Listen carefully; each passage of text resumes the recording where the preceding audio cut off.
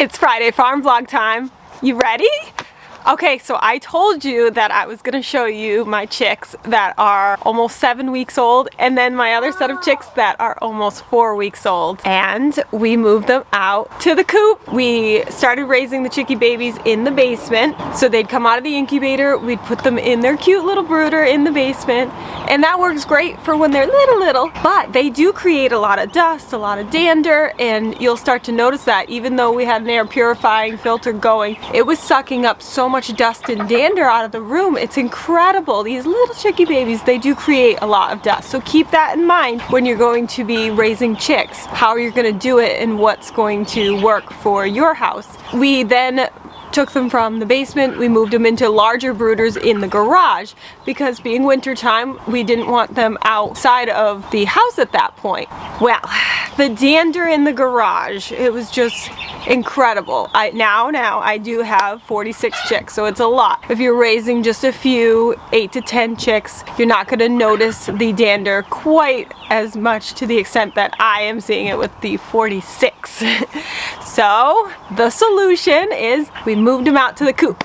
With the coop, there are a lot of precautions you're going to have to take if you're going to raise chicks who are reliant on heat because they're not fully feathered. I'm going to show you some of the things that I implemented inside of the chicken coop to make it like a large brooder, essentially. That way they would be warm and safe and comfortable. So, do you want to see them? See how big they're getting? Alright, come check them out.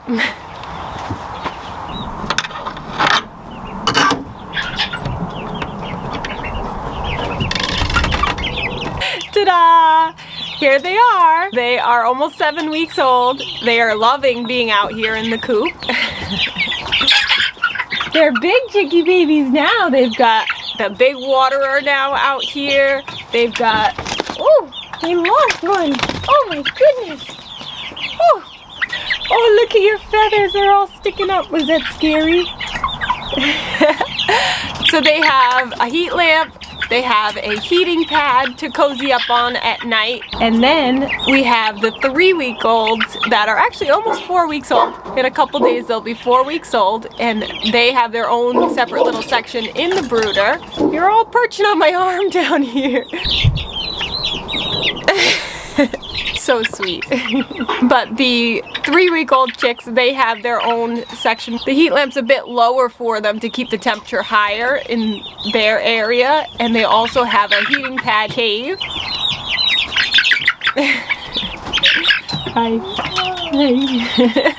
This coop has some nice ventilation at the top, so that way the dust and dander, when they're flapping those wings around especially, has a outlet to release, and really they're doing so well. So just know that if you want chicks but you don't want to raise them in your house, you do have options. You just have to make sure that you have an outdoor coop option that is predator proof, warm enough, that has multiple heat sources. The reason I do 2 heat sources is because if one fails, they are outside, they're not in an insulated area, so they would need a second option if one heat option failed.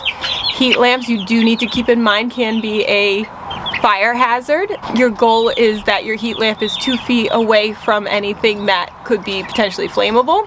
Also, heat lamps that fall down onto bedding, like shavings, is a fire hazard. I set up a chicken wire hammock essentially, so that way, as an extra precaution, if that heat lamp were to drop, it would fall into, it would fall into the hammock. What was that about?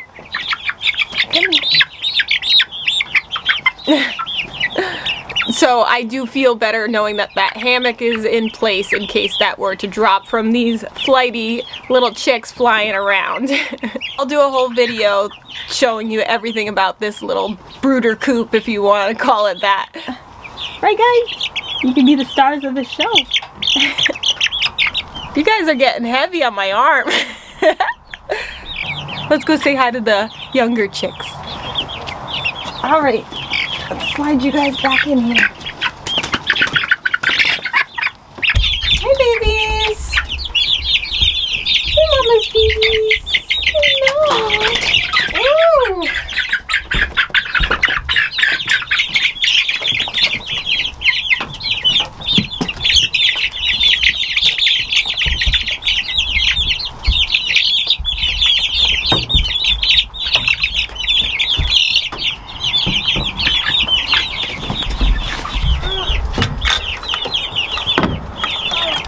I'm gonna put the screen up so that they can get some extra ventilation since it's fairly warm today.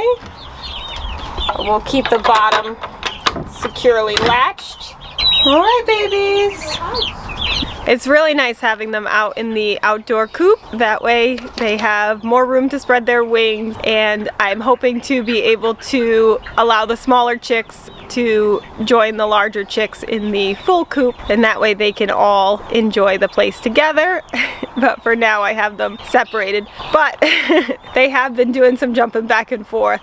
But between raising up those 46 chicks and also incubating the 3 dozen chicks in my incubator in the basement, that's been keeping us quite busy this week, as well as planting seeds in our pots. That's farm life, and we love every minute of it, and we really want you to be able to enjoy it too. So if you're thinking about getting chicks but you don't want them in your house, there's options. Definitely check back to see the video that I make about the outdoor chick brooder. And as far as the planting goes, for planting seeds in pots, I just wanted to say that there's a lot of information out there about planting seeds the correct way, and you need your grow lights, you need to have heating pads. They can make it sound pretty intense, but let me tell you, I've been gardening for many years now, and I started off really simple. And guess what? I grew fruits and vegetables. Even with recycled pots that I got, that people were giving away or that I saved from flower pots, and not using any heating pads, no grow lights. I just happened to see a mini greenhouse at Ocean State Job Lot, and I grabbed it. It was like $30 on clearance in the middle of winter. And I said, hey, I could use that. And I set that up. I threw some trays in there that I had gotten from Craigslist, free curbside pickup. And a bunch of different pots. They don't all match, they're all different sizes, but doesn't bother me because guess what? They grow plants. And each year I collect more and more recycled pots that I ask friends and family for if they're gonna be throwing them away from their planting of flowers, landscaping, things like that. And I just reuse them, I recycle them, and I use them for my own pots. Luckily with the mini greenhouse, I don't use any heat pads because it warms up in the sunshine. I can close the front of the plastic in order to keep some of the warmth in if needed, and everything grows just fine. Yes, your plants could become more leggy because they're going to be heading towards the sun. So where you have them set up in the greenhouse in the window using the sun as your light, yeah, they're going to grow towards the sun. But you can rotate the pots, you can rotate the greenhouse, you can rotate the entire tray. You have options to rotate it to grow in different directions. Yes, they're not going to be perfectly straight, perfectly level, perfect conditions like they would with a grow light. And hey, if you want to spend the money and get the grow lights and the heating pads and do the full setup, more power to you. You'll have great success. But just know that if you're starting off and you just want to start off simple, you can have great success with that too. I've been able to grow tomatoes and watermelon, cucumber, zucchini, cantaloupe. For now, I'm really happy with my simple greenhouse.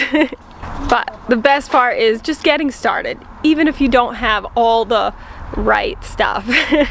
Start simple, work with what you've got, see what you can get to recycle in your area, and plant some seeds. It's such an amazing process to watch the seeds germinate and grow into plants, and then before you know it, it's a fast process and you've got vegetables, you've got fruit. There's nothing like picking a ripe cantaloupe off the vine and eating it when it's warm, ripened from the sun. I never enjoyed cantaloupe from the grocery store, but now that I have cantaloupe from my garden, it's one of my favorite things to grow in the garden. It tastes completely different, so definitely worth giving it a try.